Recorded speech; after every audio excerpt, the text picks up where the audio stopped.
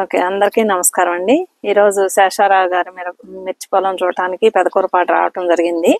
శేషారావు గారు చాలా చక్కగా ఇప్పటి వరకు పూర్తిగా ప్రకృతి వ్యవసాయ విధానంలో ఎంత బాగా సాగు చేస్తున్నారంటే అంత బాగా చేస్తున్నారు. ఇప్పుడు మిర్చి చూసి మనమే చెప్పొచ్చు ఈ పొలం ఎంత హెల్దీగా ఉందో. మరి దానికి వారు ఈ దశపర్ణి కషాయము, నీమాస్త్రము, అలాగే జీవామృతము ఇవన్నీ కూడా ఇక్కడ సిద్ధంగా ఉన్నాయి పిచికారీ చేయడానికి. ఆల్రెడీ కొంత చేసి కూడా పొలంలో వేయటం జరిగింది. ఏమేమి చేశారు అనేది వారి మాటల్లో విందాము. శేషారావు గారు నమస్కారం. నమస్కారం. మీరు మొదటి నుంచి ఈ సంవత్సరం మిరపలో మీరు ఏమేమి చేశారు, అసలు ఏ రకం వేశారు, మీ విత్తనం ఎలా వాడుకున్నారు అన్ని విషయాలు కూడా కొంచెం చెప్పండి. విత్తనం వేసామండి. అంతకంటే ముందు మే 25వ తారీఖున PMDS వేసామండి మీకు చెప్పిన సలహా మేరకు. అంతకంటే ముందు గొర్రెపెండ పెట్టాం. ఆవేరు కూడా ఎకరానికి 2 ట్రక్కులు తక్కువ తోలిచ్చాము. వేసిన తర్వాత మెయిన్ ఫీల్డ్ లో వచ్చిన తర్వాత ఎరువు వేసాం. మళ్ళీ ఒక ట్రక్కు మొత్తం మీద పొలం మొత్తం మీద 4 ఎకరాలు కలిపి ఒక ట్రక్ కలిపాము. ఈ తర్వాత జీవామృతం వేసామండి. స్ప్రేయింగ్ చేసాం, నేలకి ఇచ్చాము, నేమాస్త్రం ఇచ్చాము. ప్లస్ అవి 2 సార్లు ఇచ్చాం మేడం, అది 2 సార్లు ఇచ్చాం. నేలకి ఇచ్చాం. నేలకి ఇచ్చిన దాంట్లో కలిపి ఇప్పుడు 5 సార్లు వాడామండి. నీళ్ళతో పాటు పారించారా లేకపోతే స్ప్రేయర్ తో తీసి నాయిల్ తీసి పోసామండి. తేమ ఉంది, నాయిల్ తీసి పోసాం. ఆ పోయటం వల్ల కూడా కాస్త బాగా ఆరోగ్యంగా వచ్చినట్టు కనపడతా ఉంది. లద్దె పురుగు, పచ్చ పురుగు, పచ్చదోమ నేమాస్త్రానికే తొలి దశలో అన్ని పూర్తిగా సంహరించబడ్డాయి. ఈ దశపర్ణి కషాయం పెట్టామండి. ఎందుకంటే రాబోయే రోజుల్లో దోమ బాగా స్పీడ్ గా ఉంటది. దాన్ని పచ్చదోమ, తెల్లదోమ నల్లి కంట్రోల్ చేయడానికి ఇది తయారు చేసి పెట్టాము. ఇంటి దగ్గర ల్యాబ్, ఎగ్జామినా యాసిడ్ అవన్నీ కూడా ఇంటి దగ్గర కొద్ది మోతాదులు కాబట్టి అవన్నీ తయారు చేసి ఇంటికాడ ఉన్నాయి. చుట్టూ దానికి కూడా మనం క్రాప్ వేసామండి, సజ్జ వేసాము, బోర్డర్ క్రాప్ వేసాము. అంతర పంటలు కూడా వేసాము. కొన్ని అంతర పంటలు డ్యామేజ్ అయినాయి, కొన్ని ఉన్నాయి. రేపు వాటర్ తో పాటు మిగిలిన డ్యామేజ్ అంతర పంటలు కూడా మళ్ళీ నాటడానికి ప్లాన్ చేస్తామండి. ఈ దశపర్ణి కషాయం తయారు చేసేటప్పుడు మీరు దీనిలో ఏమేమి కలిపారు వరుసగా చెప్పండి. తొలి రోజు ఆవు పేడ, ఆవు మూత్రం, పసుపు, ఇంగువ. ఎన్ని కేజీలు ఆవు పేడ, ఎన్ని కేజీలు ఆవు మూత్రం? ఆవు మూత్రం 20 లీటర్లు వేసామండి. ఆవు పేడ 2 కేజీలు పెట్టాము. ఇంగువ వేసాము. పావు పసుపు 1 కేజీ వేసామండి. 5 రకాలు వేసాం ఫస్ట్ రోజు. రెండో రోజు ఏమో పేస్ట్ వేసాం. అల్లం పేస్ట్, పచ్చిమిరపకాయ పేస్ట్. పచ్చిమిరపకాయలు 1 కేజీ, అల్లం, ఇంగువ 1 పావు కేజీ, 2 కలిపి రెండో రోజు పెట్టాం. నిన్న మూడో రోజు మాత్రం 10 రకాల ఆకులు తీసుకొచ్చి మన ICRP మన అమూల్యులు అందరూ కలిపి వేసి నిన్న కలిపాము. కలిపి ఒక 40 రోజుల్లో తయారవుతుంది. కరెక్ట్ గా అంటే మంచి పూత మీద మంచి ఉధృతంగా వచ్చే సమయానికి తయారవుతుందండి. ఇది వెరీ గుడ్. దానికోసమే ముందే ప్రిపరేషన్ చేసి పెట్టారు. మరి ఆ నీమాస్త్రం ఎలా తయారు చేశారు చెప్పండి. నీమాస్త్రం అచ్చం వేపాకు, ముదురు వేపాకు కోసామండి. వేపాకు కోసాము 11 కేజీల దాకా డ్రమ్ముకు సరిపడా. ప్లస్ ఆవు మూత్రం, ఆవు పేడ వేసాము. వేసి 4వ రోజు నుంచి ఫర్మెంటేషన్ చేసిన తర్వాత వాడాం. ఇప్పుడు కూడా ఇంకా ఘాటు తగ్గల. ఫస్ట్ రోజు ఘాటు ఉంది. ఆ ఘాటు ఎక్కువ వద్దని క్వాంటిటీ తగ్గించాం. వేసే రోజే పురుగు చనిపోయినాయి అవి వాడేటప్పుడే.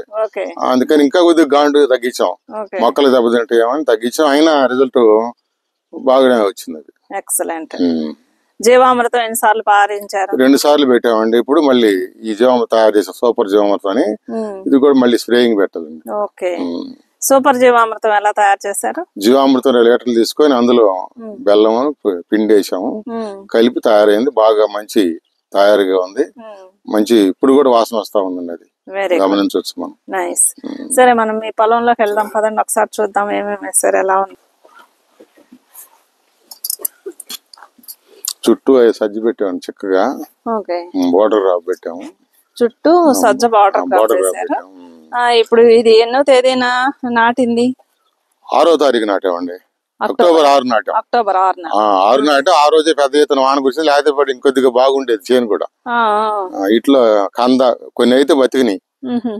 కంద నాటాము. పసుపు అంతర పంటలు వేసాం. కంద, పసుపు వేసాం. కొన్ని డ్యామేజ్ అయినాయి అధిక వర్షాలకి. కొన్ని ఉన్నాయి ఇంకా అక్కడక్కడ. చాలా ఆరోగ్యంగా ఉంది. చూడండి ఎంత ఆరోగ్యంగా ఉందంటే, చక్కగా మొక్క కూడా మంచి ఆరోగ్యంగా ఉంది. పూత వస్తూ ఉంది. కొమ్మలు వచ్చినాయి. ఎక్కడా కూడా నల్లి లైట్ గా ఉంది కానీ ఎక్కువ లేదు. మొదటి నుంచి ఎంత ఖర్చు అయిందో చెప్తారు, ఏమేమి యాక్టివిటీకి ఎంత ఖర్చు అయిందో చెప్పండి. మీ పొలం అది అసలు ఏమైందని అసలు నారు నాటడానికి ఎంత అయింది, తర్వాత ఈ గొర్రెలకి ఎంత అయింది, పిచికారీ చేసినందుకు ఎంత అయింది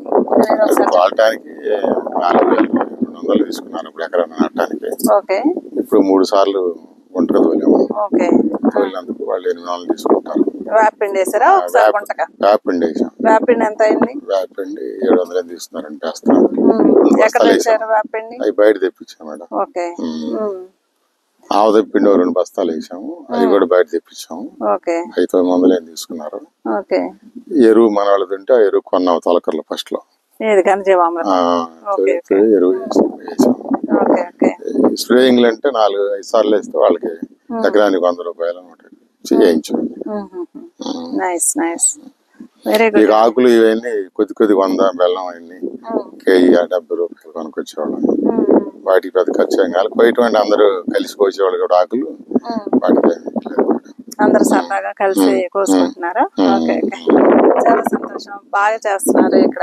అంటే మొత్తం మీద ఒక 10,000 అయి ఉంటాయి ఖర్చు. మరి మిరపకి లక్షలు పెట్టుబడి పెడతా ఉన్నారండి. ఇప్పుడు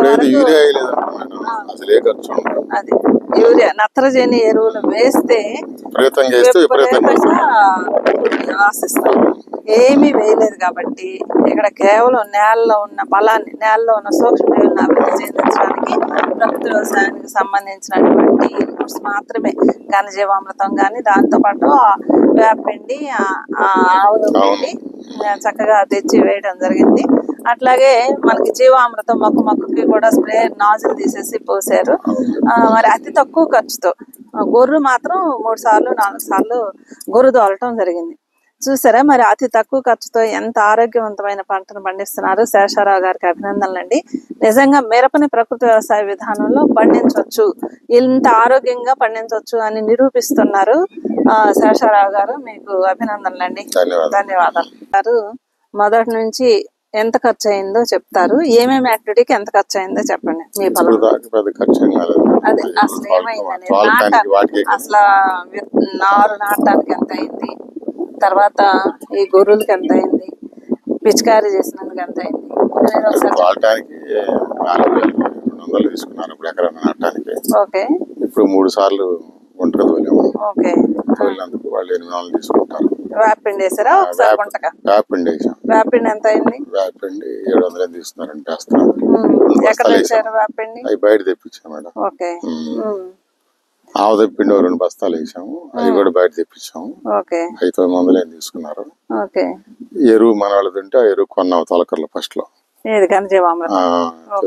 ఎరువు వేసాం. స్ప్రేయింగ్లు అంటే 4-5 సార్లు వేస్తే వాళ్ళకి ఎకరానికి 100 రూపాయలు చేయించాం.